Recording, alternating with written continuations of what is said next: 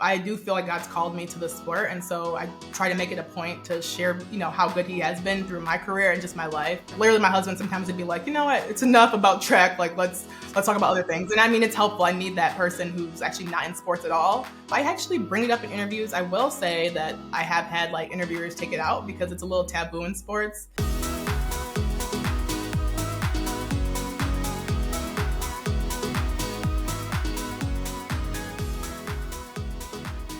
Hello, everyone, and welcome back to Happy and Healthy. I am your host, Miss Janine Amopola, and welcome back to the podcast, you guys. Happy Tuesday if you are listening on a Tuesday. If you don't know, I drop these episodes every single Tuesday on Spotify, YouTube, Apple Podcasts, you name it. Anywhere you can listen to podcasts, they're pretty much there. So I hope you guys are enjoying season 4 thus far. It's been so fun being back and just completely having the whole podcast rebranded and just been loving it. So, today is a Thursday for me when I'm filming it. I'm actually filming this pretty late. It is almost 5:30. It's at the end of my workday. Well, somewhat. I still have 2 more things to do on my list. But I definitely wanted to get this episode recorded with Cindy because we tried filming this for season 3. It didn't happen. So here we are in season 4. And I'm really excited to have Cindy on because she is a 2-time Olympic winning athlete. She's incredible. She posts YouTube videos, just shares her life online. She's also in an interracial marriage, which she talks a lot about online. And I definitely want to ask her some questions on that and her habits and what is it like being a pro athlete? What is it like winning the Olympics? Like, I just would love to know. So I think it's just going to be a really interesting conversation. She's also a Christian. So I want to know kind of how she weaves that into her job and how that is being a Christian within the Olympic world. So would love to hear about that as well. And yeah, I hope you guys enjoyed today's episode. Hopefully it's just a fun conversation. You can learn something and learn from a pro. If you are an athlete or you're in high school, college, whatever the case may be, you can learn from a pro that's been there, done that, and can just hopefully give you guys some tips. And I think it's just going to be a great conversation. So let's just get right into today's episode, and I hope you guys enjoy it. Hi, Cindy. Welcome to Happy and Healthy. How are you today? I am well, thank you. I'm so excited to be here. Yay. I know, me too. We have been following each other on Instagram, and I just saw your story, saw your post, and I was just like, no, she's someone that would be so dope to bring on the podcast. And so thank you for coming on. Do you mind kind of just giving my listeners a little bit of your background and just like who you are? Yeah, for sure. So my name is Cindy. I am a track and field athlete. I went to the Olympics twice. I run for Adidas right now. I'm a Christian, so I was raised in the faith since I was a baby. My faith is a big part of who I am, as well as just plays a big part in my athletic career. And yeah, that's pretty much the gist of it. I'm married. I have a husband who lives with me here in Arkansas right now. And yeah, right now we're just living out here, and I'm training for my next Olympic Games. So, oh my gosh. So where is that one going to be? it's going to be in Paris. I'm very excited. Oh my gosh. That is so amazing. When did you kind of like enter into the Olympics? Like, when was the first time you competed? So the first Olympics I went to was Rio. That was in 2016. I was 21, 22. I think I actually turned 22 the day of the opening ceremony. So I was quite young, a little bit inexperienced, but it was still like a phenomenal experience. Wow. Okay. Before we kind of get into all that, because I definitely want to like touch upon that and learn more about that, I have a question I want to ask all my guests. And the question is, what is something that contributes to your health and happiness that you wish you started earlier or when you were younger? I would say just not putting so much pressure on myself as a young athlete and just a person in general. I've always just like strived to be like good at everything I did. So no matter what it was, I wanted to be a perfect at it. And I know perfection is not possible, but that's something I always strived for. And I think that put a lot of pressure on myself. I was stressed all the time. And just like looking back now and seeing how things have always worked out, it's like I just need to trust the process more. And so I think the biggest thing is just like staying relaxed and knowing that things are going to work out. And I should not overthink everything. So that's something that helps me to stay like happy and just mentally healthy. I think that's such a great answer. I would totally relate to that because I do think with just like high achieving women, you know, we want to be perfect in all areas, and it's obviously not realistic in any shape or form. And there's got to be days where you rest or take a break or you can cry or whatever. And I'm sure you've had maybe injuries in the past or things like that where you're like, I'm forced to have to take a rest. I'm forced to have to not be perfect.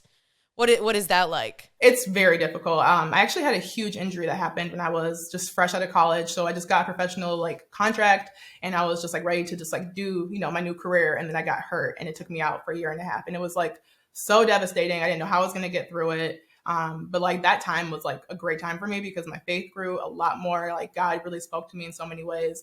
And like I just learned my identity wasn't rooted in sports. So that really opened up a lot of things that I didn't know was in me. So I needed that, but in hindsight, I didn't want it at the time. But now I'm like, okay, I actually needed that time in that season. So I think it's good to embrace those like difficult times because that really does help long term. That's such a good point that you brought up, was the fact that your identity was in the sports. And I think that's what I kind of find in a lot of pro athletes, is that is where their whole identity is placed. And it makes sense because you are giving so much time, so much effort into it. And so when it kind of falls apart, then you're like, who am I? Do you feel like in your world, or even just in your own life, like that has been a constant battle? Or do you feel like that's something you've kind of already overcame? Oh, it's still a constant thing. And I keep praying about it to the Lord like every day because if you're not like careful, you can intentionally like just struggle with it because it's like literally daily in and out. You're like at the track, you're in the weight room working out like 24/7. And so your like whole life is consumed. Like people ask us like, oh, how does it feel? Like, what do you do daily? It's like, it's really a lifestyle. Like it's an everyday thing. I can't really like go away from it. And so, like I said, when you are doing it all the time, you just feel like that's who you are. Like all you are as an athlete. And so I had to really reframe my mind during that injury I was telling you about, to remember, like, this is not who I am. I'm a child of God. I am not just an athlete. It is a part of me, and it's something that I'm blessed to have, but it's not who I am. And so just reminding myself that with that daily helps me to keep things in perspective when I'm having a bad day or my sessions go terrible or I get hurt and I have to be out for 2 weeks. So that's what really helps me. That's so good. And that's such good advice for probably even younger people that are like looking up to you and seeing your story, and they're like, I want to be her. And it's like real to kind of be able to be like, even though I've made it, I still struggle. Like it's still a daily battle. And I feel that too, 100%. So how did you get into this? Like how long have you been running? Has it always been since you were a child? Like what made you want to do track? Like give us kind of the backstory of getting into the Olympics. Yeah, so I actually started. So I have an older sister. She actually ran track before I did, and so she's about 6 years older. And I saw her do it for a while, and I was like, "What's this track thing? I kind of want to get into it." So when I was in high school, I tried it out. I was actually really, really bad, and so when I started off, I was like, "Yeah, this is not for me. I'm done." So I literally quit 2 weeks later because I was like, I found myself getting hurt. Like I was just like, I don't want to do this. This is too stressful. So literally a week later, my high school coach apparently had saw something in me and was like, no, you're not quitting. You're coming back. Like we're gonna keep working at this. Like don't just give up, because that was my first instance of just wanting to give up. And she was just like, you're not gonna do that. So I came back and I really like got on the team, and then I still struggled. I mean, it wasn't like just peaches and cream. Like from there out, I still struggled. I still had problems. But I would say like a year later, it's like when I started to blossom and see all those things she kind of revealed to me, like the things that she saw in me. I started seeing my times drop. I started seeing, just like races come together. I was winning my first races. I was like, I don't know who this girl is, but I'm somehow like blossoming into an athlete. And so it took like a year or two till I started really doing what, God called me to do. And then I got offered a scholarship to the University of Michigan. Ran there for 4 years and had like multiple like school records and just did things that I Wow. never in my like biggest, like in my wildest dreams would have ever thought I would have done. Won an NCAA title, like all these things that I never thought. I ran world ranking times. And so that's kind of what propelled me to the professional ranks. So after I had that college career, I got offered a contract with Adidas, and that's what I'm doing now. So it was Oh just my funny how like gosh. had I just like listened to my brain at the time, I would not be doing this because I didn't like how it started. So that's just a little bit of my story with it. Well, that is like really encouraging, because I'm sure there's so many people that want to be where you are, or they're looking at your story and they're like, no, like she never quit. She never like, and it just goes to show like it doesn't matter how you got there. The point is that you got there. And even though you quit or whatever, like there's been times in like even my career, I started when I was 16. I almost quit several times too. And I'm so glad I did it, because it's like, now look where you are at. And you kind of even mentioned like people seeing things in you. and encouraging you? Like, who are those people still in your life that see you even when you're like, I want to quit, I want to bounce out of this? Who still is like, no, you are going to go and I'm going to support you? Yeah, so like I said, my high school coach was the first person ever like to like see it. Like even some people in my family, like my mom, other people were like, "Well, it's okay if you're not an athlete, Cindy." Like kind of wasn't like at first wasn't like on board, but no, she like literally saw it in me, and she was like, "You're gonna continue." My brother-in-law actually, who became my coach last year, saw some stuff in me, so he can encourage me like, "Hey, she's a diamond in the rough. Like she might not be where she wants to be now, but it's gonna come together eventually." My sister, who is now retired, but who was running before me, just like all those people in my life were really encouraging. They just really were the ones who were, just that voice in my head saying like, hey, it's okay if it doesn't work out right away. Like you got to keep going at this and it's going to work out. Like I had the genetics for it. And I had like an ability that was deep down within. So it definitely, I needed that community and those people. And even now to this day, my husband is a really big contributor to my success because I'll just be like really down from a practice and discouraged and just like, okay, like why am I still doing this? Why am I still here? And he's like, no, like he just like reframe my mindset and it just really helps. So I think it's just so Wow. important to have people in your life who encourage you daily. Like we really need community. Yeah, 100%. I was actually going to ask you, like, what is your husband's role in that? Like, how does he handle your extensive training and hours and traveling? Like, how does he support you during this? Yeah, so we actually moved. So we lived in Michigan last year, last year, and he like helped out so much. He knew I needed a new coach, and I needed to make the move just to kind of get to where I wanted to get. And he was down for it. So we both like looked for houses up here in Arkansas just to get a new coach. He like moved our whole house while I moved and started my training. Like literally, like helped move everything while I had to like focus. And so he's just like been a pivotal role of like just the support I need, like somebody who's just Hmm. like down and he knows this is a season we're both in together and it's like, it's teamwork at the moment. So it's just been really helpful. He's at the track getting content from me for like social media and like also just, Oh. just usually just behind the scenes of everything really with my career. It's like what my husband is. So I'm very grateful for him. Oh, that's so amazing. Because I do feel like a lot of, guys may come in or meet you or feel inferior or feel like, oh no, like I cannot handle that. But did you know your husband before all this success, or when did y'all meet around your journey? Yeah, so it's funny because we met during that big injury I told you about. So there during that season, I had so much downtime. I wasn't traveling. I was like going to church a lot and just like praying. And I decided to go to like a small church group, and that's where I actually met him. And we had just when we had first met, like he really didn't even know I was an athlete. Like I didn't bring it up. He didn't care. And then like he didn't like some people were like when I tell them we'll look it up. He didn't actually like, really care when I brought it up eventually.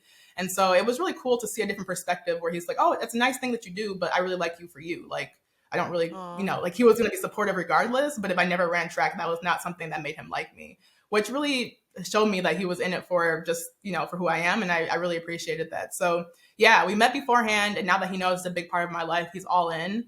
But it was nice to like kind of build a foundation in our relationship outside of our sports or my sport, his career, all that stuff because he's not an athlete. He's actually an engineer. So Oh wow, that's awesome. Good for him. yeah. Man, 'cause, like I'm glad that all worked out, and just to see the way he supports you is just so powerful. I mean, it's like I feel like when you have the right partner, there's like nothing you can't do. Like if you guys are together, you're better together. And I think that's so Yeah. cool. Thank you. So Yeah. what It's does your definitely training look like? Like how rigorous is it? How often? Like what does that look like? Like what's like the day in the life of an Olympic athlete? Today's episode is happily sponsored by Blinkist, and I'm super excited to be working with them because I just think this is something that we are all going to love. If you are trying to become, the best version of yourself, become who you want to be in 2023, then I think this is going to be amazing. So if you are like me and you love reading and you love growing and learning and all the things, but sometimes you just don't have time to sit down and read a book within your busy schedule, that is where Blinkist comes in. So the Blinkist app enables you to understand the most important things from over 5,500 nonfiction books and podcasts in just 15 minutes. So, for example, there's this one book called Mere Christianity by C.S. Lewis. I've been wanting to read this for a while. I just haven't had time. It's a very big, dense book. And now I can get the best parts of the book in just 15 minutes. So, how amazing is that? They also have this really cool feature called Blinkist Connect, which allows all premium users to share your account with another person of your choice. So, you can basically get 2 premium accounts for the price of one with 0 extra cost for using this. So definitely check that out. If you guys do want to check it out, right now Blinkist has a special offer just for our audience. Go to Blinkist.com/healthy to start your 7-day free trial and get 25% off a Blinkist premium membership. That's Blinkist, spelled Blinkist, Blinkist.com/healthy to get 25% off and a 7-day free trial. Blinkist.com/healthy. And now for a limited time, you can even use Blinkist Connect to share your premium account and you will get 2 premium subscriptions for the price of one. I really think you guys are going to like this, as I do. All right, check it out down below in the show notes. Today's episode is sponsored by BetterHelp. We are back with BetterHelp because BetterHelp is helping so many people become the best version of themselves by providing them affordable therapy. It's convenient, flexible, and entirely online. So if you are thinking about trying therapy, maybe there's something in your life that you just need someone to speak into or get a new perspective, or you don't feel comfortable talking to a friend about it or someone in your life, that's where a therapist can definitely be beneficial. So check out BetterHelp for that. All you got to do is just fill out a brief questionnaire to get matched with a licensed therapist and switch therapists at any time for no additional charge. So definitely check it out. I've used counseling before and it was definitely beneficial. So if you want to live a more empowered life, therapy can get you there. Visit betterhelp.com/healthy today to get 10% off your first month. That's BetterHelp, betterhelp.com/healthy. Check it out. Yeah, so it's pretty intense. We train about 6 days a week. Sometimes we have 2-a-days where we'll train in the morning and then we'll come back later in the afternoon and train. We did that for 2 weeks we did that last week and I was dead like every day. But for the most part, it's like a training session. I wake up and get breakfast ready because you have to eat healthy before you go, and then head to the track. I'm there for like 2 to 2.5 hours. Then I have like lifting 3 times a week. So I'll go and lift weights and that takes another hour. Twice a week I go to physical therapy. So things that help like my body to keep it, going. So little problems I'm having, my physical therapist will help me with that. I get massages once a week. So I have to like make sure that I upkeep with that. So there's like a lot of moving parts, and then grocery shopping is a huge part because we have to eat the right food. So it's just like a daily thing and it's a lifestyle and it's incorporated into every part of my day. But I definitely like to use Sundays as a rest day if I can. So that's usually the goal, to give myself one day off. So yeah. Oh my gosh. I bet your body needs that. That sounds like so intense. And I mean, so how, like, I know you said you had a trainer and all the food and stuff, but is that really like hard on your body, or do you feel like your body can still take it after like all these years? yeah, so I'm a little bit different. I do think it's a little harder on my body. Some athletes can keep going. There's athletes right now in our careers that had babies and came back and they're still running. There's a girl who's killing it at 36. So people can do it at different stages. I did a lot of sports in early, like middle school and high school. So I'm definitely feeling the effects of it now. So I have to make sure I'm on top of my therapy every day.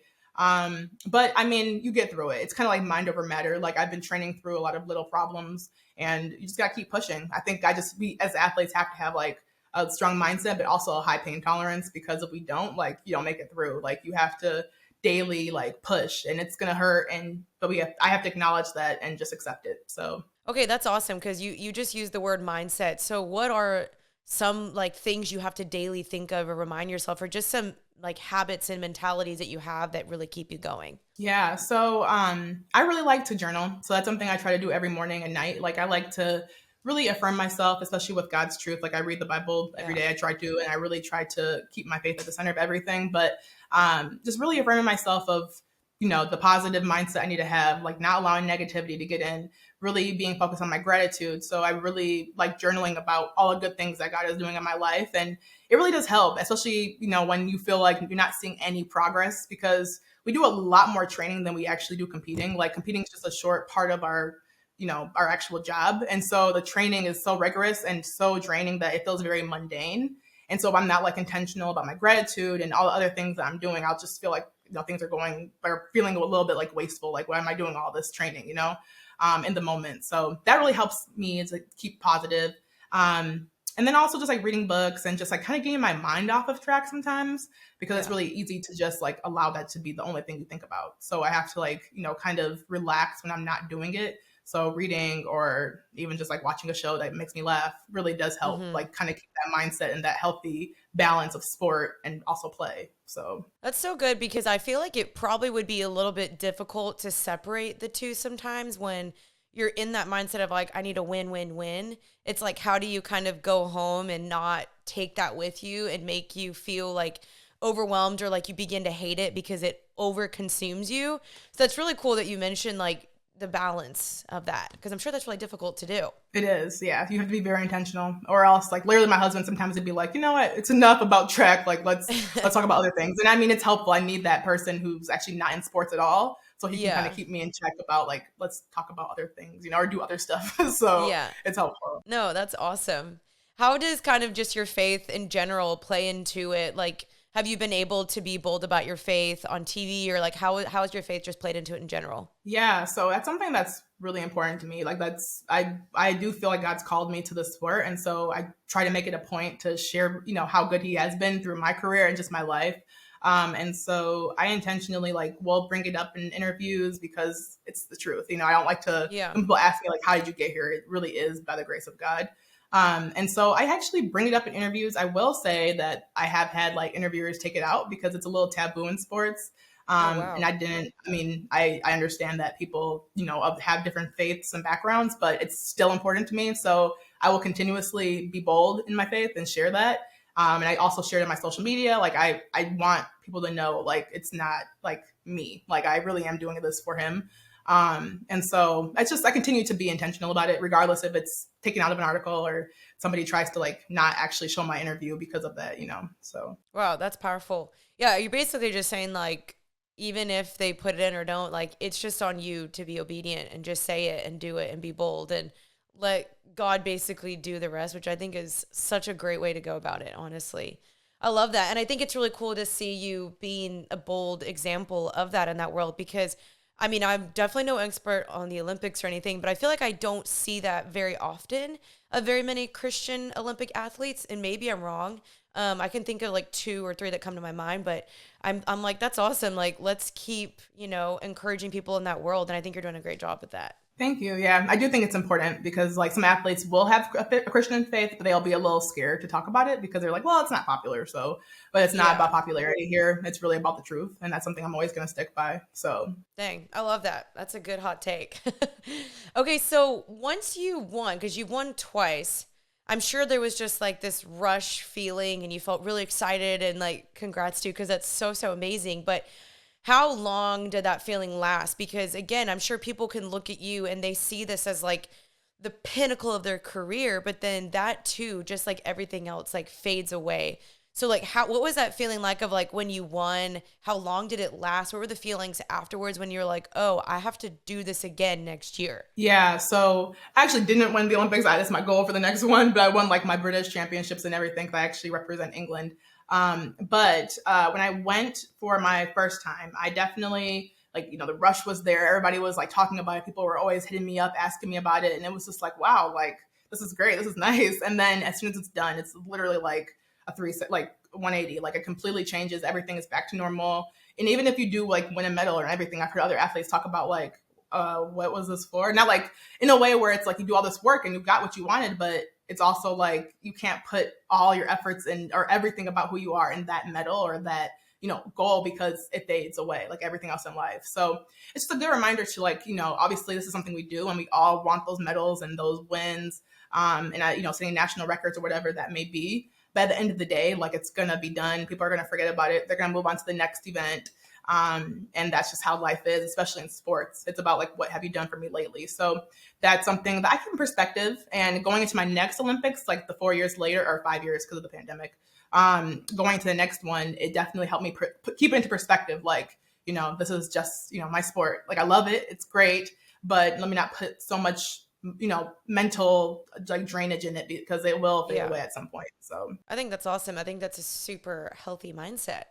What are kind of like what are some of your habits to succeed, or like your what's like your morning routine? Like lay that out of like, okay, I wake up and I drink my what's like your coffee? What's like your recipe? Like how are you so healthy still? I wake up and I try to hydrate. So hydration is really, really important for us because I tend to cramp if I don't. So I really like to make Hmm. sure I'm hydrated as soon as I wake up. I drink coffee. I really like caffeine. Everybody's different, but that's just something I like. I do black coffee Same sis. personally. Yeah. I like to spend time with guides. So I try to spend like anywhere from like 30 to 45 minutes, sometimes an hour if I have it in the mornings because I don't know, without it for me personally, I feel like my day just feels all over the place. I just need it as to keep me grounded. And so I like to journal and Bible or read my Bible. I like to just pray and just really spend time with him. It's really nice to have slow mornings.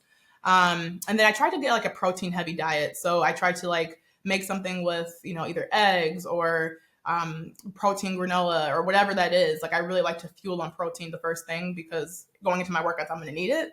And so I have to make sure I'm eating enough right before I go. And so after I eat, I go straight to the track, and that's usually around 11 a.m. And like I said, I'm there for like, I don't know, for 2 hours. And so after that, I have to fuel again. And so I have to like get a quick lunch in. So a lot of my day is spent eating. And I know that sounds like really, that's a lot, but I do have to like make sure I'm eating like snacks and, bars and just things to keep my energy going because I'm working out and pushing my body to its limits a lot. Yeah. Yeah. Dang, that totally makes sense. Wow, 2 hours at the track. Is that just like straight running, or is it like what does that look like? So we have a warm up. It's like usually about 45 minutes to an hour. And then we have stretches, things we do to kind of get our bodies ready. And then we actually go through a pretty long, extensive workout. It depends on the day. Like if it's a hurdle session, we're there for almost 3 hours some days because our coach really wants us to focus on technique and not rush. So we actually take a lot of breaks in between as sprinters. And then other days, if it's like tempo, like distance work, like distance for me, not like miles, but like not Hmm. long runs, we'll take like shorter breaks. So it's a quicker session.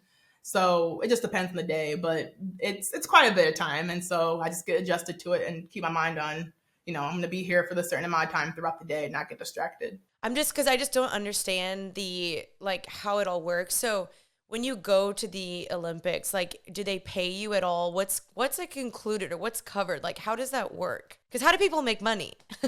Yeah, no, that's a great question. So we actually have contracts as athletes. Most athletes who are making money have a contract from a shoe company. So whether that's Nike, Adidas, New Balance, like most athletes get their primary money from that. And Okay. we actually have a season outside of the Olympics. So, and that's something most people don't know. We have like the World Championships, like we have, different championships for training for every year in between that time. And so when we go to those championships, they will give us bonuses from our contract. Some of those meets will actually pay. So if you place in the top 10, you'll get a certain amount of prize money. And so that's kind of how we make our money. But outside of those championships, we actually have like a full on like European circuit. So I'm going to all the European countries and running in races called Diamond Leagues. And those are like those are like where the big money comes from pretty much. So yeah, we have meets outside of the Olympics. We have like little meets. We have a lot of things that pay us, but primarily it's our shoe contracts. Dang. Okay, that's really cool. Yeah, I just like literally never even understood how that works. So thanks for answering that. What's some of like the best advice that you've gotten just like along the journey or that coaches have told you or whatever, like that's just kind of sustained you and something that you can kind of just pass on to my listeners? For sure. I would say it's the importance of self belief. I tend to have a lot of like, I don't know, I lack confidence when it comes to certain things. And so my coaches have really just told me, like, you're here for a reason and you wouldn't be here on accident. Like you put in the work and now it's time to just really show what you've been kind of doing. And I kind of like to take that into my sessions every day with training and just every meet I go to because it's easy to get distracted and to allow the enemy to get into our brains and be like, ugh, like I'm not even good enough for this. Why am I here? And it's just easy to doubt yourself. And so to anybody who's like, feeling discouraged, it's just important to remember if the work was put in and the things you're doing or daily are leading towards your goals, like just trust in that. Like you're doing it for a reason. Things are going to work out, whether or not that's like right now or later down the road, like it's going to come together. And I'm just really happy that I continue to like trust in that because there's been days where I've been really, discouraged, but then also I see all those things come to fruition later on. And that's what keeps me going. So just to remember that, things will come together when it matters. That's such good advice. I think that's something I've been reading a lot about lately, and just in the new year and everything, of just the importance of identity and believing in yourself and speaking truth and positivity over yourself. And like, there's this quote I think that says, like, if you think you can't do it, you can't. And so it's like, if you genuinely think like, nope, I don't deserve to be here, I'm not good enough. It's like, well, that's what your body's going to do, what your body's going to follow. And so, yeah, I think that's so, so important. Just like a good reminder for all of us to just keep remembering to speak life over ourselves, because our words have power. Like, what we say comes into fruition. So we do need to speak truth over ourselves. That's so good. You have a YouTube channel, and I watched it a little bit today. And like you said, you're married, and you talk about being in a interracial marriage. You still live in Arkansas? Is that right? I do, yeah. So how kind of was that? Like, was that difficult? Did you get any pushback? Do you still get pushback for that? Yeah, no, I did. I mean, I get some on like the internet when I talk about it, like people getting, feeling ways that I'm not married to somebody who looks like me. Mm. But also for the most part, like at least my family, everybody that we interact with, like in our inner circles, are fine with it. But I mean, it's something that we don't really care about. Like people might have feelings of the matter, but we both love each other for who we are. It's funny because I have so much more in common with him than I do some people who look just like me. So like Oh, it is wow. funny how like even though we have different cultures and different ways we were raised, because I'm actually Nigerian and he was born American. So like we're both different in that regard. But yeah, I mean it's still like we have so much in common. Like so that's something that even me, it surprised me when we met, like how much it is like it doesn't really matter what you look like you really can be connecting with somebody based off of like their heart and who they are. Wow, that's awesome. Yeah, I feel like it just goes to show, like, it's that Bible verse of like, what God has brought together, let no man pull apart, or no man separate. And it obviously seems like the Lord brought y'all together. You have a great marriage, and it's like, who are people to say things or to like make comments? It's like, you don't know, it's not your marriage. And like, I don't know, that just feels so like antiquated to me for people to still be mad at that. I'm just like, what? I Yeah, it can't makes no fathom it. sense. It's like, why are we Yeah. still talking about this? I literally can't fathom it. It's crazy. Yeah. Okay, so I have two more questions for you. What are some things that maybe is like a misconception about you, or things that you wish people knew more about you?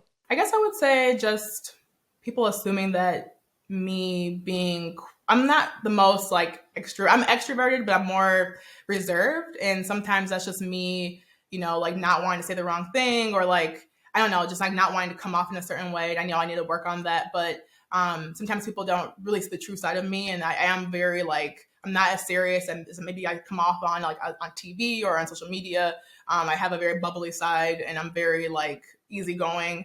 And so it's just hard to really portray all that, through, I don't know, it's a text on a social media post or in an interview on TV. So that's something I would say, just to like truly show who I am as a person.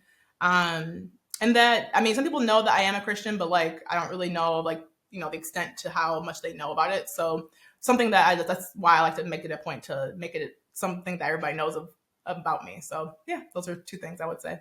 That's awesome. No, the Christian part I for sure can tell, which is so so great. Like, you definitely don't shy away from it, or I could just tell from like the second we started. So you're doing amazing at that. Thank you. So are you. Last question. Thank you.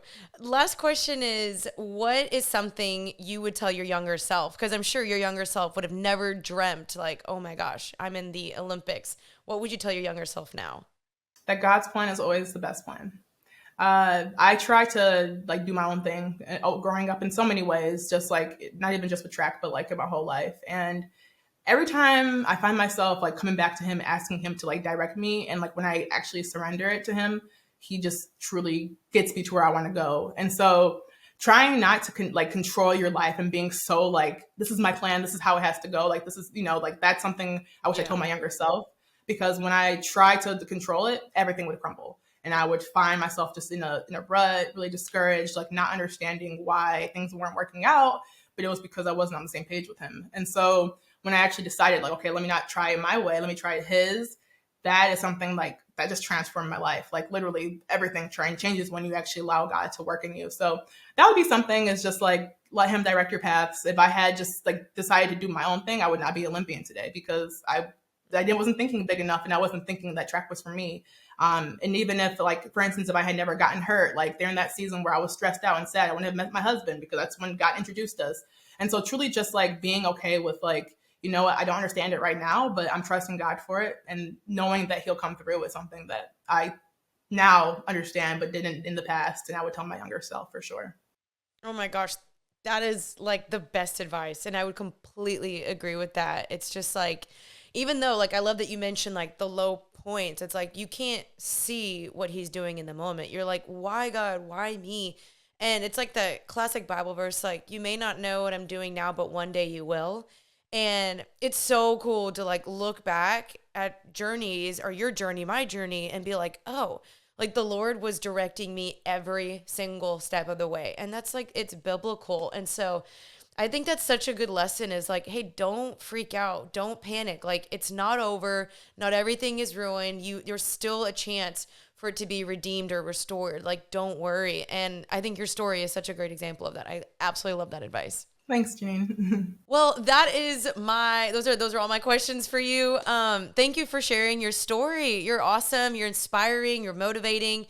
Cannot wait to see you in the next Olympics, and I will be rooting for you, cheering you on. Aw, I appreciate that. I think it's just going to be cool to like keep up with you on social media and stuff. Yes, you too. And I also want to just give you a shout out. You are like such an inspiration. Like when you had asked to be on this, or for me to be on it, I was like super excited because I really love everything about what you do. So I just wanted to like encourage you in a little bit, just to know that you really are a light in a lot of people's lives. Thank you. That means so much to me. Genuinely, like, it's so easy to, get into this like imposter syndrome of like, no, am I even doing anything? Does this matter? Like, I don't know if you've ever felt that way, but Totally. when I get the feedback or the encouragement, I'm like, okay, no, like this matters. This is working. So thank you so much. That's super, super sweet of you. Yeah, you're doing great. Thanks. Well, let my followers know where they can find you. Where can they follow you? Yeah, so excuse me. I have an Instagram, so it's Cindy O'Feely. That's my name on it. My YouTube channel, so I am Cindy Sember on there. I should probably update my handle name. And then Twitter is also Cindy O'Feely. So I'm on 3 of those platforms, mostly on Instagram and YouTube. But you guys can follow me if you want some inspiration or some workout encouragement on there. Oh, I need that. Thank you. Well, thank you so much for coming on Happy and Healthy. I'm sure my followers will just be so inspired, and they'll definitely go follow you. And thanks for coming on again. I appreciate your time. For sure, girl. It was nice to meet you in person. Well, on video.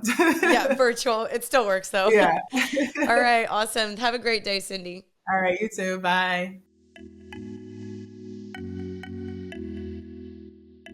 All right, you guys. Thank you for joining me today on today's episode of Happy and Healthy with Cindy Sember.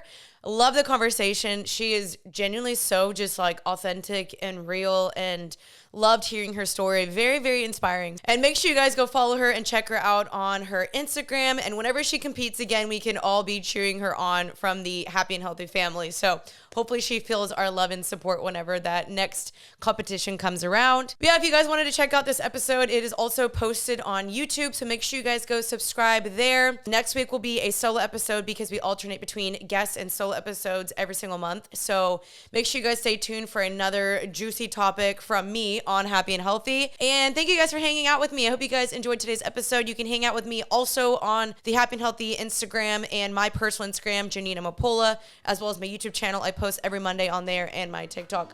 All the social medias will be linked down below. So thank you guys for listening. I'll see you guys again next Tuesday for another episode of Happy and Healthy. Until then, stay happy and healthy. Bye, y'all.